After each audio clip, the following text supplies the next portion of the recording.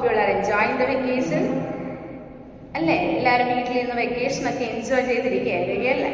Okay, and I know that you all are waiting for the next academic year also, right? ഇല്ലേ, എല്ലാവരും അടുത്ത വർഷം 7th ഗ്രേഡിലേക്കായി, വലിയ കുട്ടികളായി അല്ലേ? വെയിറ്റ് ചെയ്തിരിക്കുകയായിരിക്കും ക്ലാസ് തുടങ്ങാനായിട്ട്. ഓക്കെ, അപ്പം ഞാനിന്നിപ്പോൾ ഇവിടെ വന്നിരിക്കുന്നത് നിങ്ങളോട് കുറച്ച് കാര്യങ്ങൾ ഡിസ്കസ് ചെയ്യാൻ വേണ്ടിയിട്ടാണ്. അതായത് നമ്മൾ 6th ഗ്രേഡിൽ, അത് നമുക്കറിയാം learning is a continuous process, right? അല്ലേ, നമ്മൾ 6th ഗ്രേഡിൽ മാത്സ് എന്തൊക്കെ പഠിച്ചു എന്നൊന്ന് ജസ്റ്റ് റിവൈൻഡ് ചെയ്ത് നോക്കാം. കാരണം ഇതൊന്നും അറിയേണ്ട 7th ഗ്രേഡിൽ വന്നിരിക്കുമ്പോൾ ഇറ്റ്സ് ബിക്കം വെരി ഹാർഡ്, അല്ലേ? Maths become very hard. അപ്പം നമുക്കൊന്ന് എന്ത് ചെയ്യാം, ഈ കാര്യങ്ങളൊക്കെ നിങ്ങൾക്കൊന്ന് അറിയുമെന്ന് നമുക്കൊന്ന് ജസ്റ്റ് റിവൈൻഡ് ചെയ്ത് നോക്കാം. ഓക്കെ, സോ നമുക്കിത് ഫസ്റ്റ് സ്റ്റാർട്ട് ചെയ്യാം. ആദ്യമേ നമ്മൾ 6th ഗ്രേഡിൽ പഠിച്ചത് നോയിങ് അവർ നമ്പേഴ്സ് എന്ന ചാപ്റ്ററാണ്. ചാപ്റ്റർ 1 നോയിങ് അവർ നമ്പേഴ്സ്, അല്ലേ? അവിടെ നമ്മൾ ചെറിയ ക്ലാസ് തൊട്ടേ യു ആർ സ്റ്റഡിങ് എന്താ place value, number name, expanded form, ഇതെല്ലാം നിങ്ങൾ ചെറിയ ക്ലാസ് തൊട്ടേ കേൾക്കുന്ന വാക്കുകളാണ്, അല്ലേ? Place value, number name, expanded form. Here also we R discussing the same, അല്ലേ? ഈ ചാപ്റ്ററിൽ നമ്മൾ അത് തന്നെയാണ് പഠിച്ചത്. പക്ഷെ എന്താ ഒരു വ്യത്യാസമുള്ളൂ? നമ്മൾ പഠിച്ചതെല്ലാം വലിയ നമ്പറിൻ്റെ, ലാർജർ നമ്പറിൻ്റെ നമ്പർ നെയിം എഴുതാൻ, പ്ലേസ് വാല്യൂ എഴുതാൻ, എക്സ്പാൻഡഡ് ഫോം എഴുതാൻ, ഇതൊക്കെ നമ്മൾ പഠിച്ചത്, അല്ലേ? പിന്നെ 2 ഇമ്പോർട്ടൻ്റ് ആയിട്ടൊരു കാര്യം കൂടി നമ്മൾ പഠിച്ചു. ഇന്ത്യൻ സിസ്റ്റം ഓഫ് ന്യൂമറേഷനും ഇന്റർനാഷണൽ സിസ്റ്റം ഓഫ് ന്യൂമറേഷൻ, അങ്ങനെ 2 പുതിയ വാക്കുകൾ പഠിച്ചു, അല്ലേ? ഇന്ത്യൻ സിസ്റ്റം ഓഫ് ന്യൂമറേഷനും ഇന്റർനാഷണൽ സിസ്റ്റം ഓഫ് ന്യൂമറേഷൻ, അത് രണ്ടും അറിഞ്ഞിരിക്കണം, വേണം. നമുക്കറിയാം ഇന്ത്യൻ സിസ്റ്റം ഓഫ് ന്യൂമറേഷനിൽ പ്ലേസസ് എങ്ങനെയാണ്? First 1s, 10s, 100, 1000, 10,000, lakhs, 10 lakhs, crores, it goes like that. അങ്ങനെയല്ലേ ഇന്ത്യൻ സിസ്റ്റത്തിൽ. പക്ഷെ ഇന്റർനാഷണൽ സിസ്റ്റത്തിൽ എന്താ difference? There is no lakhs and all, അല്ലേ? അവിടെ ലാക്സ് ഒന്നുമില്ല. അതെങ്ങനെയാ പോവാ? 1s, 10s, 100s, then 1000, 10,000, then after it is 100,000. So there is no lakhs, അല്ലേ? 1 lakh is 100,000 in international system of numeration, അല്ലേ? Then it goes after 100,000, 1 million, then 10 million, then 100 million, then after it's billion, it goes like that. So you should know this Indian system and international system of numeration, അല്ലേ? അപ്പം നമ്മളത് പഠിച്ചു. അത് എങ്ങനെ place value എഴുതാം, എങ്ങനെ number name എഴുതാം, അല്ലേ? ഈ 2 സിസ്റ്റത്തിലും, ഇന്ത്യൻ സിസ്റ്റത്തിലും ഇന്റർനാഷണൽ സിസ്റ്റത്തിലും എങ്ങനെ പ്ലേസ് വാല്യൂ എഴുതാം, നമ്പർ നെയിം എഴുതാം, എക്സ്പാൻഡഡ് ഫോം എഴുതാം, ഇതൊക്കെ നമ്മൾ പഠിച്ചു, ശരിയല്ലേ? സോ ഒരു ഇമ്പോർട്ടൻറ്റ് തിങ് എന്ന് പറയുന്നത് അവിടെ എന്താ? പുട്ടിങ് കോമ, അല്ലേ? അതിന് ചെറിയ ഡിഫറൻസ് ഉണ്ട്, അല്ലേ? ഇന്ത്യൻ സിസ്റ്റത്തിലും ഇന്റർനാഷണൽ സിസ്റ്റത്തിലും നമ്മൾ നമ്പേഴ്സ് എഴുതി കോമ എഴുതുന്നതിലൊരു വ്യത്യാസമുണ്ട്. നമുക്കൊന്ന് ജസ്റ്റ് ഒരു എക്സാമ്പിൾ നോക്കാം. എങ്ങനെയാണ് ഇന്ത്യൻ സിസ്റ്റത്തിലും ഇന്റർനാഷണൽ സിസ്റ്റത്തിലും കോമ എഴുതാം? So I have A number 291. Okay, Indian സിസ്റ്റത്തിൽ ഞാൻ ഫസ്റ്റ് ഇതിനെ കോമ ഇടാൻ പോവാണ്. അപ്പോൾ ഇന്ത്യൻ സിസ്റ്റം ഓഫ് ന്യൂമറേഷനിൽ നമ്മൾ ആദ്യം തുടങ്ങേണ്ടത് ഏത് നമ്പർ ആണെങ്കിലും ഫസ്റ്റ് നമ്മൾ എവിടെ നിന്നാണ് സ്റ്റാർട്ട് ചെയ്യേണ്ടത്? 1സിൻ്റെ പ്ലേസിൽ നിന്ന് തുടങ്ങാം. So in Indian system of numeration നമുക്ക് 1s, 10s, 100, അല്ലേ? ആഫ്റ്റർ 100 ഇവിടെ നിന്ന് തുടങ്ങുമ്പോൾ നമ്മൾ 100s കഴിഞ്ഞ് കോമ ഇടും. ദെൻ 1000, 10,000 പിന്നെ നമ്മൾ സെപ്പറേറ്റ് ചെയ്യുക. 1000s സെപ്പറേറ്റ് ചെയ്തു, പിന്നെ നമ്മൾ ലാക്സ് സെപ്പറേറ്റ് ചെയ്യും. അങ്ങനെ ഇനി എല്ലാം 2 വെച്ചിട്ടാണ് നമ്മൾ കോമ ഇട്ട് പോവുക. ആദ്യം അപ്പോൾ എന്ത്? 1s, 10s, 100s കഴിഞ്ഞ് കോമ ഇട്ടു. ദെൻ നമ്മൾ 1000s സെപ്പറേറ്റ് ചെയ്തു, ലാക്സ് സെപ്പറേറ്റ് ചെയ്തു, അല്ലേ? അപ്പോൾ ഇനി സെയിം നമ്പർ നമുക്ക് ഇന്റർനാഷണൽ സിസ്റ്റത്തിൽ എങ്ങനെ കോമ ഇടാൻ നോക്കാം. 476891, അല്ലേ? ഇവിടെ നമ്മൾ സെപ്പറേറ്റ് ചെയ്യുന്നത് ഇങ്ങനെ തന്നെ. ഫസ്റ്റ് ഇവിടെ നിന്ന് സ്റ്റാർട്ട് ചെയ്യും 1s, 10s, 100s. Then we are separating the 1000s. 1000s തന്നെയാണ് ഇവിടെ സെപ്പറേറ്റ് ചെയ്യുന്നത്. പക്ഷെ ഇവിടെ ഒന്ന് ശ്രദ്ധിക്കണം, ഓക്കെ? 1000, 10,000, 100,000. അപ്പോൾ ഇവിടെയാണ് കോമ വരിക, അല്ലേ? ഇനി പോവാം ആഫ്റ്റർ എവരി 3 ഡിജിറ്റ്, അല്ലേ? ഇനി എല്ലാ 3 ഡിജിറ്റ്സ് കഴിയുമ്പോഴും എന്ത് ചെയ്യും? കോമ വരും, ശരി? അപ്പോൾ ഇന്ത്യൻ സിസ്റ്റത്തിലും ഇന്റർനാഷണൽ സിസ്റ്റത്തിലും നമ്മൾ കോമ ഇടാൻ പഠിക്കണം. ഓക്കെ, അതുപോലെ തന്നെ നമ്പർ നെയിം എന്ന് പറഞ്ഞു. ഇതെങ്ങനെ നമുക്ക് ഇതിനെ വായിക്കാം, അല്ലേ? നമ്പർ നെയിം എഴുതാൻ അല്ല അറിയില്ല എന്നുണ്ടെങ്കിൽ, ഒട്ടും അറിയില്ല, എനിക്ക് വായിക്കാൻ അറിയില്ല എന്നുണ്ടെങ്കിൽ ജസ്റ്റ് നിങ്ങൾ എന്ത് ചെയ്യുക? ഇതിൻ്റെ മേലുള്ള ആ പ്ലേസസ് ഒന്ന് എഴുതി നോക്കുക. അല്ലേ? അപ്പോൾ ഇറ്റ്സ് വെരി ഈസി അല്ലേ? ഇതിപ്പോൾ ഇതെങ്ങനെ വായിക്കും? ഇതെങ്ങനെ നമ്പർ നെയിം വായിക്കും? ഇത് ഇന്ത്യൻ സിസ്റ്റത്തിലാണ് ഇത് പ്ലേസസ് എഴുതിയിരിക്കുന്നത്. അപ്പോൾ ഇതിനെ നമ്പർ നെയിം നമുക്ക് എങ്ങനെ വായിക്കാം? 47,68,291 അല്ലേ? How many lakhs are there? 47 അല്ലേ? അപ്പോൾ അത് ഒരുമിച്ച് പറയാം. 47,68,291 അല്ലേ? അത് ഇന്ത്യൻ സിസ്റ്റത്തിൽ. അപ്പോൾ ഇന്റർനാഷണൽ സിസ്റ്റത്തിൽ നമ്മൾ അത് എങ്ങനെ റീഡ് ചെയ്യും? അപ്പോൾ ഇന്റർനാഷണൽ സിസ്റ്റത്തിൽ നമ്പർ നെയിം എഴുതാൻ പറയുമ്പോൾ ആദ്യം നിങ്ങൾ കോമ എഴുതാം. കോമ എഴുതുമ്പോൾ നമുക്ക് it's become very easy. Comma ഇട്ട് കഴിഞ്ഞാൽ നമുക്ക് എഴുതാൻ വളരെ ഈസി ആയിരിക്കും. അപ്പോൾ ഇതെങ്ങനെ എഴുതിക്കാം? ഇത് ഇവിടെയും ഡൗട്ട്സ് ഉണ്ടെങ്കിൽ എന്ത് ചെയ്യാം? പ്ലേസസ് ഒന്ന് നോക്കി. 1s, 10s, 100, 1000, 10,000, 100,000, then it's million. Okay, അപ്പോൾ we will read this number like 4,768,291. Once again, 4,768,291. അപ്പോൾ you should know this Indian system of numeration and international system of numeration അല്ലേ? അപ്പോൾ ഇതൊന്ന് മനസ്സിൽ വെച്ചേക്കാം. നിങ്ങൾക്ക് ജസ്റ്റ് ആ ചാപ്റ്റർ ഒന്ന് എടുത്ത് റിവൈസ് ചെയ്യാം. എന്താ ടെക്സ്റ്റ് ഒക്കെ ഒന്ന് എടുത്ത് മറിച്ച് നോക്കുക കേട്ടോ, എന്തെങ്കിലുമൊക്കെ ഡൗട്ട് ഉണ്ടെങ്കിൽ. ഓക്കെ, നെക്സ്റ്റ് നമ്മൾ പഠിച്ചത് വോൾ നമ്പേഴ്സ് അല്ലേ? Whole numbers what are whole numbers? Whole numbers നമുക്കറിയാം കൗണ്ടിങ് നമ്പേഴ്സ് അല്ലേ? 1 2 3 4 8 5 etcetera are the counting numbers or natural numbers. ഈ നാച്ചുറൽ നമ്പേഴ്സിൻ്റെ കൂടെ നമ്മൾ 0 കൂടി ആഡ് ചെയ്യുമ്പോൾ അല്ലേ, natural numbers along with 0 are called whole numbers. ശരിയല്ലേ? അപ്പോൾ 0 1 2 3 4 etcetera are the whole numbers. അപ്പോൾ ഇവിടെയും നമ്മൾ പഠിക്കുന്നത് ഹോൾ നമ്പേഴ്സിൻ്റെ എന്താ അഡീഷൻ, സബ്ട്രാക്ഷൻ, ഡിവിഷൻ, മൾട്ടിപ്ലിക്കേഷൻ ആണ്. Same as that natural number അല്ലേ? നാച്ചുറൽ നമ്പർ നമ്മൾ ചെയ്യുന്ന എല്ലാം തന്നെ ഹോൾ നമ്പേഴ്സും ചെയ്യുന്നു. അത്രയേ ഉള്ളൂ എന്ന് പറയുന്നത്. പിന്നെ നമ്മൾ move on to playing with numbers. അവിടെയാണ് നമ്മൾ കുറച്ചുകൂടി നമ്പേഴ്സിനെ പറയും. ഓരോ നമ്പർ എടുത്ത് പഠിക്കുന്നുണ്ട്. അതായത് അവിടെ ഫാക്ടേഴ്സ് കണ്ടുപിടിക്കുന്നുണ്ട്, മൾട്ടിപ്പിൾസ് കണ്ടുപിടിക്കുന്നുണ്ട് അല്ലേ? അപ്പം how to find the factor, how to find the multiple അതറിഞ്ഞിരിക്കണം. അതുപോലെ common factor, common multiple, common factor, common multiple. Next important ആയിട്ട് അവിടെ നമ്മൾ പഠിച്ചത് HCF ആൻഡ് LCM ആണ്. HCF ആൻഡ് LCM അത് നമുക്കൊരു എക്സാമ്പിൾ നോക്കാം. HCF കണ്ടുപിടിക്കാൻ. അപ്പം HCF മീൻസ് എന്താ? ഹയസ്റ്റ് കോമൺ ഫാക്ടർ അല്ലേ? HCF എന്ന് പറഞ്ഞാൽ ഹയസ്റ്റ് കോമൺ ഫാക്ടർ, അതാണ് HCF അല്ലേ? അപ്പോൾ നമുക്കൊരു എക്സാമ്പിൾ തരാം. Okay, example 12 and find the HCF of 12 and 24. അതാണ് ക്വസ്റ്റ്യൻ കേട്ടോ. 12 and find the HCF of 12 and 24. അപ്പോൾ നമ്മൾ പ്രൈം ഫാക്ടറൈസേഷൻ മെത്തേഡ് തന്നെയാണ് ചെയ്യുന്നത്. So 12 we can factorize like this: 2 into 2 into 3 is 12. Then 24 is equal to 2 into 2 into 2 into 3. 2 into 2 4 into 2 8 into 3 24 അല്ലേ? നമ്മളൊരു factorise ചെയ്തു. HCF എന്ന് പറയുമ്പോൾ ഹയസ്റ്റ് കോമൺ ഫാക്ടർ കണ്ടുപിടിക്കുക എന്നുള്ളതാണ്.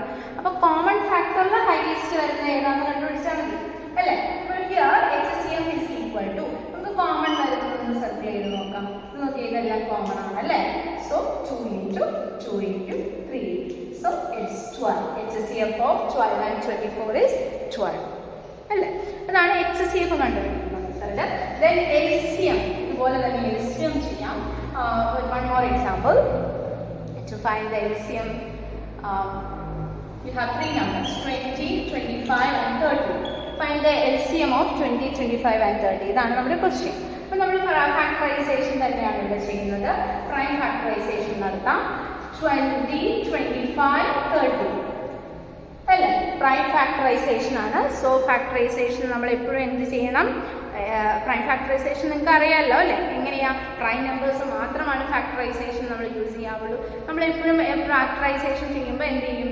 ലോവസ്റ്റ് പ്രൈം നമ്പറിൽ നിന്ന് സ്റ്റാർട്ട് ചെയ്യണം അല്ലേ? സോ ആണ് സ്റ്റാർട്ടിങ് 2 കൊണ്ടാണ് സ്റ്റാർട്ട് ചെയ്യുന്നത്. 2 വെച്ച് ഫാക്ടറൈസ് ചെയ്യാണ്. സോ ഫ്രം ദിസ് നമുക്ക് ഇവിടെ ഇങ്ങനെ എഴുതാം. 2 again I'm using 2 5 25 15. Then I'm using 3 5 25 5. Next 5 1 5 1 again 5 so 1 1. ഇതാണ് ശരിക്കും നമ്മുടെ എന്ത് പ്രൈം ഫാക്ടറൈസേഷൻ അല്ലേ? പ്രൈം ഫാക്ടറൈസേഷൻ നോക്കൂ. അപ്പോൾ ഇവിടെ നിന്ന് LCM is equal to എന്തെന്ന് എഴുതാം? LCM is equal to ഇവിടെ കിട്ടിയ എല്ലാ നമ്പേഴ്സും കൂടി മൾട്ടിപ്ലൈ ചെയ്യാം. അതായത് 2 into 2 into 3 into 5 into 5. ഇതാണ് നമ്മുടെ LCM എന്ന് പറയുന്നത്. സോ ഇറ്റ്സ് 300 അല്ലേ? 2 into 2 into 3 into 5 into 5 വരും. സോ അതാണ് നമ്മുടെ LCM എന്ന് പറയുന്നത്. ഓക്കെ, അപ്പോൾ HCF LCM കണ്ടുപിടിക്കുന്ന കുറച്ച് പ്രോബ്ലംസ് ഒക്കെ നമ്മൾ ക്ലാസ്സിൽ ഡിസ്കസ് ചെയ്തു. അതൊന്ന് ഓർത്ത് വെച്ചേക്കുക. Next I want to integers. ഇൻറ്റിജേഴ്സിലേക്ക് വരും. It's very very important. നമുക്ക് ഇൻറ്റിജേഴ്സിൽ ഒന്നും കളയാനില്ല അല്ലേ? There is not deleted portion in that chapter. അപ്പോൾ ആ ഇൻറ്റിജേഴ്സ് എന്ന ചാപ്റ്റർ നന്നായി നിങ്ങൾ അറിഞ്ഞിരിക്കണം. ഇപ്പോൾ നിങ്ങളെല്ലാം മറന്നു പോയിട്ടുണ്ടെങ്കിൽ ജസ്റ്റ് ടെക്സ്റ്റ് ബുക്ക് എടുക്കുക. ടെക്സ്റ്റ് ബുക്കിൽ നല്ല ഡീറ്റെയിൽ ആയിട്ട് എല്ലാം ചെയ്തിട്ടുണ്ട്. അപ്പോൾ അതൊക്കെ ഒന്ന് റിവൈസ് ചെയ്യുക കേട്ടോ. നമുക്ക് നോക്കാം എന്തൊക്കെയാണ് ഇൻറ്റിജേഴ്സ് എന്ന ചാപ്റ്ററിൽ നമ്മൾ പഠിച്ചത് എന്നുള്ളത്. ആദ്യമേ നമ്മൾ പഠിച്ചത് integers, how to represent integers on a number line എന്നുള്ളതാണ്. അതെപ്പോഴും നിങ്ങൾ അറിഞ്ഞിരിക്കണം. നമ്പർ ലൈൻ വരയ്ക്കണം. എവിടെ എങ്ങനെയാണ് പോസിറ്റീവ് ഇൻറ്റിജേഴ്സ് മാർക്ക് ചെയ്യുക, നെഗറ്റീവ് ഇൻറ്റിജേഴ്സ് മാർക്ക് ചെയ്യുക എന്നുള്ളത് നിങ്ങൾ അറിഞ്ഞിരിക്കണം. വേണ്ടേ? അതാ ഞാനൊരു നമ്പർ ലൈൻ വരയ്ക്കുകയാണ്. സോ ഞാൻ ആദ്യം ഇവിടെ 0 മാർക്ക് ചെയ്തു. ഈ റൈറ്റ് സൈഡിൽ എപ്പോഴും നമ്മൾ എപ്പോഴും എന്താ മാർക്ക് ചെയ്യണത്? പോസിറ്റീവ് ഇൻറ്റിജേഴ്സ് ആണ് അല്ലേ? റൈറ്റിലേക്ക് എപ്പോഴും പോസിറ്റീവ് ഇൻറ്റിജേഴ്സ് ആയിരിക്കും. ഇങ്ങോട്ട് എപ്പോഴും ലെഫ്റ്റ് സൈഡ്, 0യുടെ ലെഫ്റ്റ് സൈഡ് എപ്പോഴും എന്തായിരിക്കും? നെഗറ്റീവ് ഇൻറ്റിജേഴ്സ് ആയിരിക്കും റെപ്രസെൻറ്റ് ചെയ്യുക അല്ലേ? അപ്പോൾ ഇങ്ങോട്ട് പോകുന്നൊരു വാല്യൂ കൂടി വരും. 0യുടെ ലെഫ്റ്റ് സൈഡ് പോകുന്നതോറും എന്ത് ചെയ്യും? വാല്യൂ കുറഞ്ഞു വരും. ഇതൊക്കെ ഒരു മനസ്സിൽ ഐഡിയ ഉണ്ടാവണം കേട്ടോ. പോസിറ്റീവ് ഇൻറ്റിജർ, നെഗറ്റീവ് ഇൻറ്റിജർ അല്ല. ഇൻറ്റിജേഴ്സ് എന്ന് പറയുമ്പോൾ എന്താ? ഈ ഹോൾ നമ്പേഴ്സിൻ്റെ കൂടെ 0 1 2 3 എക്സെട്ര അത് ഹോൾ നമ്പേഴ്സ് അല്ലേ? ഈ ഹോൾ നമ്പേഴ്സിൻ്റെ കൂടെ നെഗറ്റീവ് ഇൻറ്റിജേഴ്സ് കൂടി വരുമ്പോഴാണ് മൊത്തം നമ്മൾ അതിനെ എന്തെന്ന് വിളിക്കുക? ഇൻറ്റിജേഴ്സ് എന്ന് വിളിക്കുക അല്ലേ? 0 പോസിറ്റീവ് ഇൻറ്റിജർ, നെഗറ്റീവ് ഇൻറ്റിജർ, ഇങ്ങനെയാണ് വരിക. അപ്പോൾ ഇവിടെ ഇമ്പോർട്ടൻ്റ് ആയിട്ട് നിങ്ങൾ അറിഞ്ഞിരിക്കേണ്ടത് ഇൻറ്റിജേഴ്സിൻ്റെ അഡീഷനും സബ്ട്രാക്ഷനുമാണ് അല്ലേ? അഡീഷനും സബ്ട്രാക്ഷനും. ഇൻറ്റിജേഴ്സിൻ്റെ അഡീഷൻ എന്ന് പറയുമ്പോൾ യൂഷ്വൽ അഡീഷൻ. അപ്പോൾ നമുക്ക് 2 പോസിറ്റീവ് ഇൻറ്റിജേഴ്സ് ഒന്ന് ആഡ് ചെയ്യാം.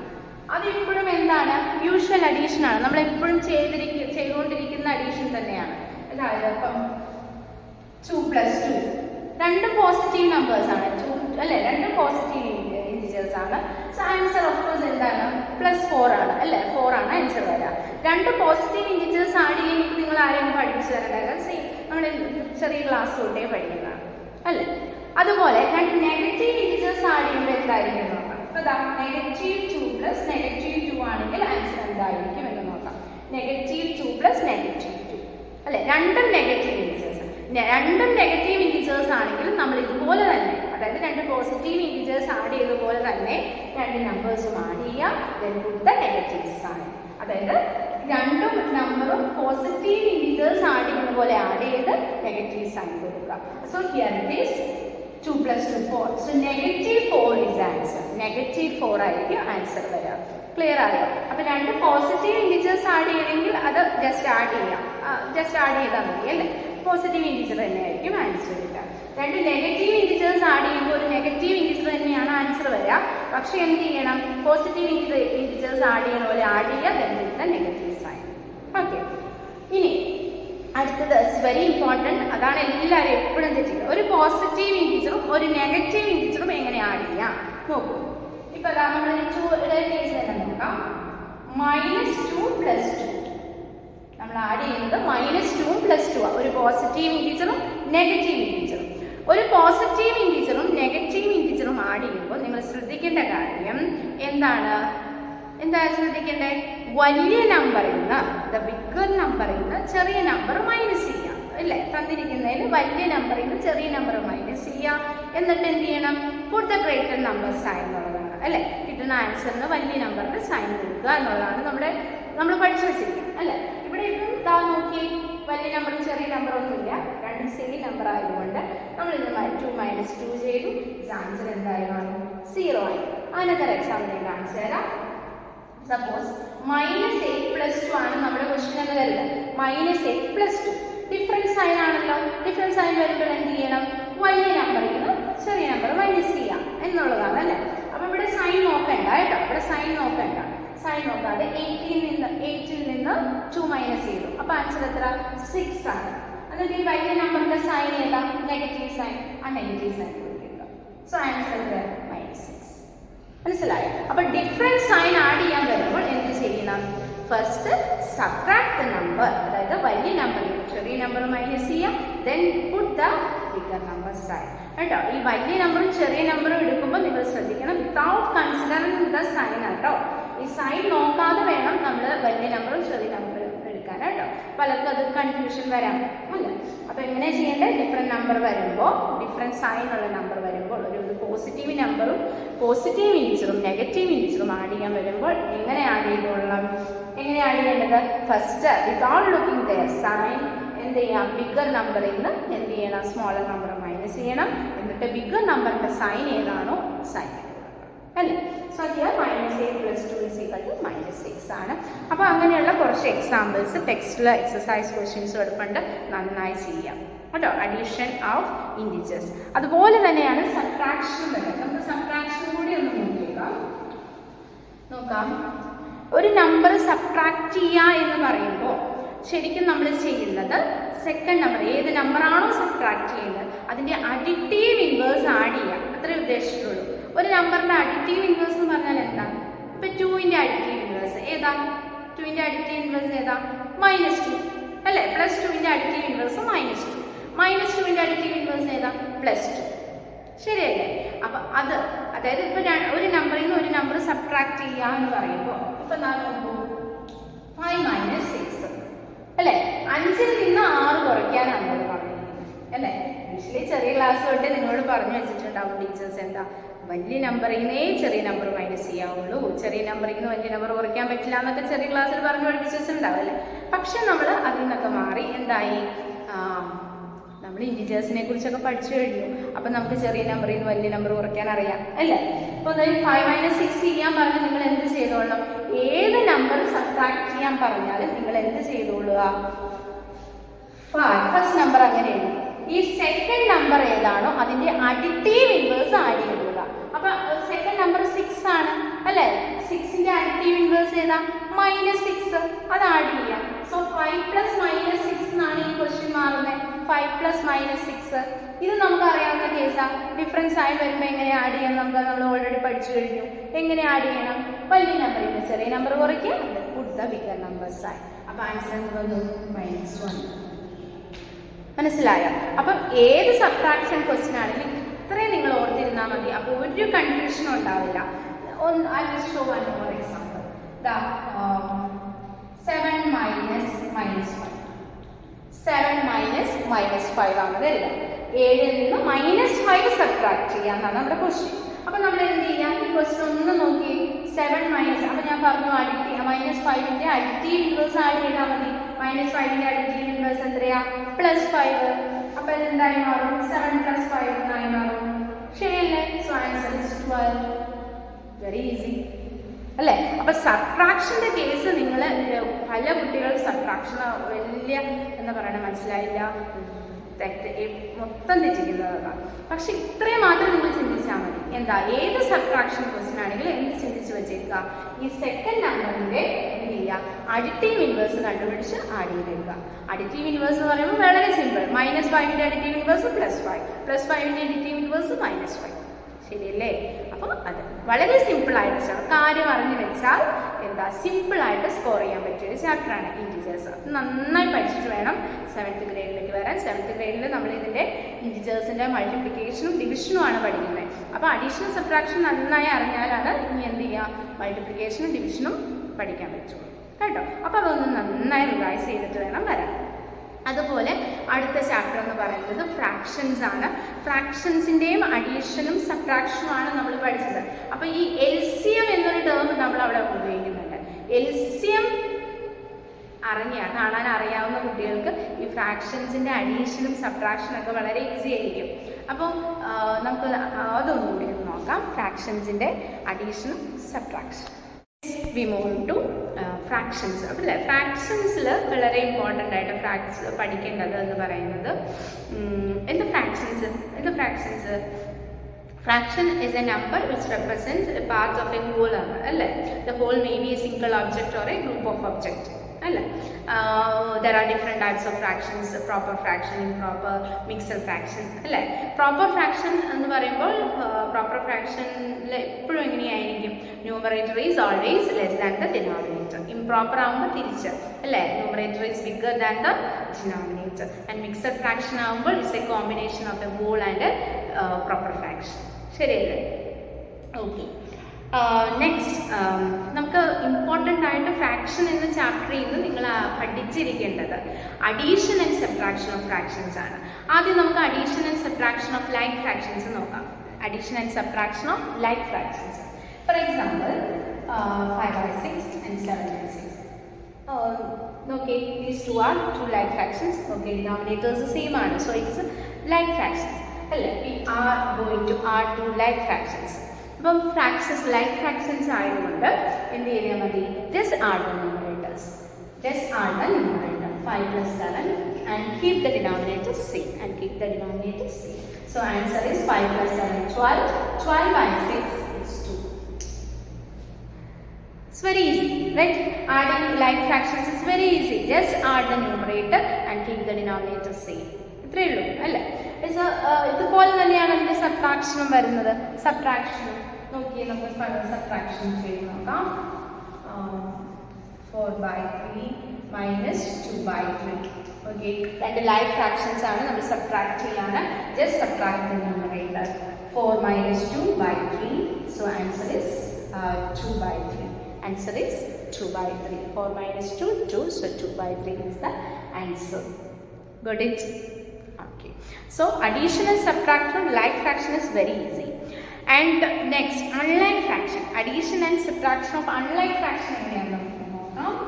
unlike fraction ചെയ്യുമ്പോൾ നമ്മൾ നമ്മൾ പഠിച്ചൊരു കാര്യമുണ്ട്, LCM കണ്ടുപിടിക്കണം അല്ലേ? അത് സോ നെക്സ്റ്റ് ഒരു എക്സാമ്പിൾ നോക്കാം.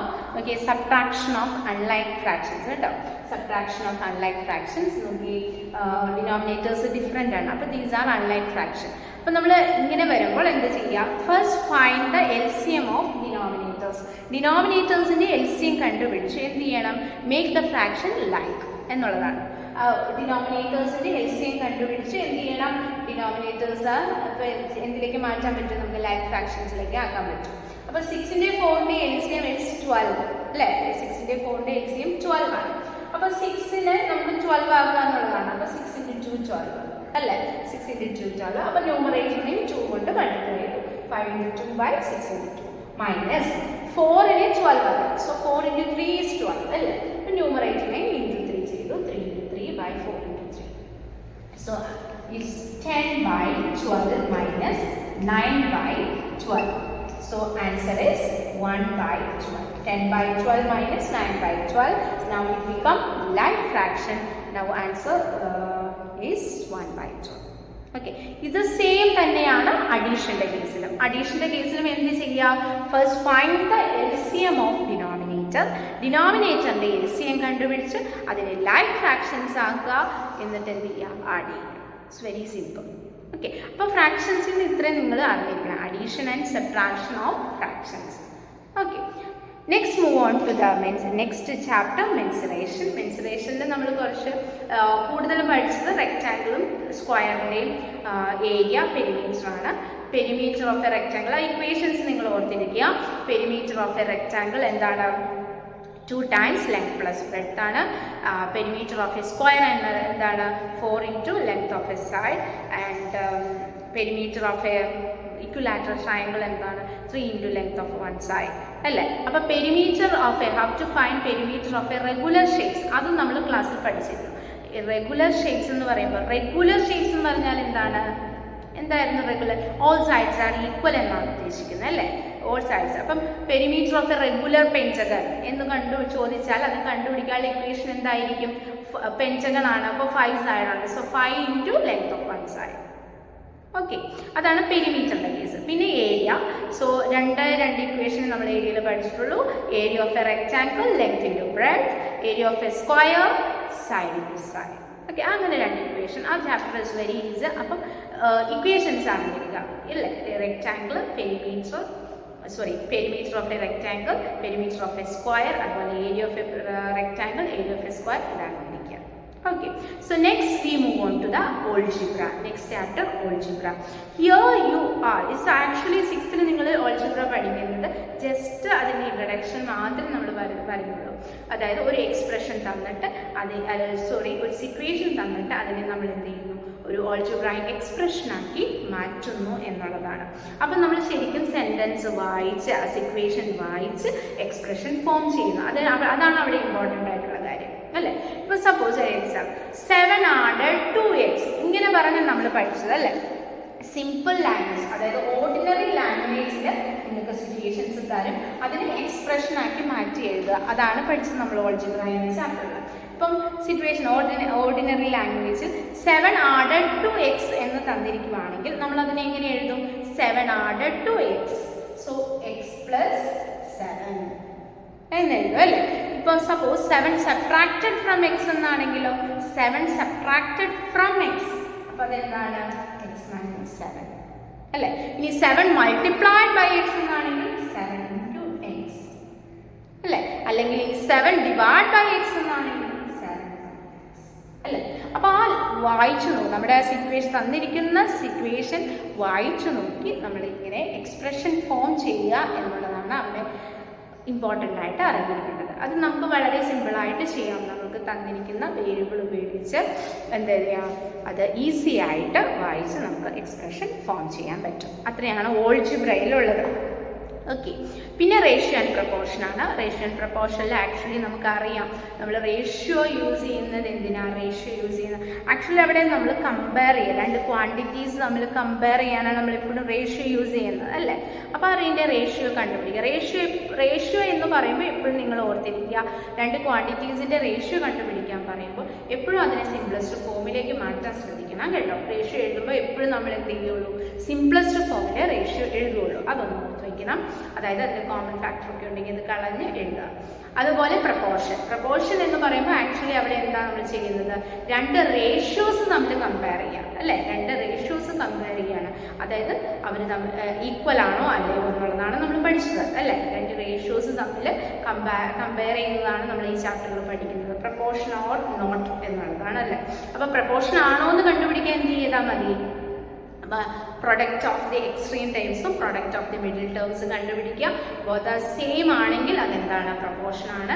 അല്ലെങ്കിൽ they are not in proportion. അത്രയാണ് നമ്മൾ പഠിച്ചിരിക്കുന്നത് അല്ല, റേഷ്യോ ആൻഡ് പ്രപ്പോർഷൻ. അപ്പോൾ ഇത്രയും ചാപ്റ്റേഴ്സാണ് നിങ്ങൾക്ക് ഈ 6th നിന്ന് നമ്മൾ കൊണ്ടുപോരേണ്ടത് 7th അല്ലേ. അപ്പോൾ ഇത്രയെല്ലാം നിങ്ങൾ അപ്പം കുറേയൊക്കെ നമ്മൾ ക്ലാസ്സിൽ വെച്ച് തന്നെ ഞാൻ പറഞ്ഞു തന്നിട്ടുണ്ട് നിങ്ങളുടെ അടുത്ത വർഷത്തേക്ക് വേണ്ട കാര്യങ്ങളല്ലേ, എല്ലാ ചാപ്റ്ററിൽ നിന്ന് ഇമ്പോർട്ടൻ്റ് ആയിട്ട് പഠിക്കേണ്ട കാര്യങ്ങളല്ലേ. അപ്പോൾ അതൊക്കെ ഒന്ന് ഓർത്ത് വെച്ച് ടെക്സ്റ്റൊക്കെ ഒന്ന് എടുത്ത് ഒന്ന് റിവൈൻഡ് ചെയ്യുക. എന്തെങ്കിലും മനസ്സിലാവാത്തുണ്ടെങ്കിൽ ഒന്നുകൂടി ഒന്ന് ടെക്സ്റ്റ് നോക്കിയാൽ നല്ല ഡീറ്റെയിലിംഗ് ഉണ്ട്. ഓക്കെ, അപ്പോൾ അത് നന്നായി പഠിച്ച് നല്ലപോലെ റിവൈസ് ചെയ്ത് 6th കാര്യങ്ങളെല്ലാം നന്നായി റിവൈസ് ചെയ്തിട്ട് വേണം 7th വരാനായിട്ട് കേട്ടോ. അപ്പം എല്ലാവർക്കും നല്ലൊരു ബെസ്റ്റ് ഫ്യൂച്ചർ വിഷ് ചെയ്യുന്നു. So thank you so much.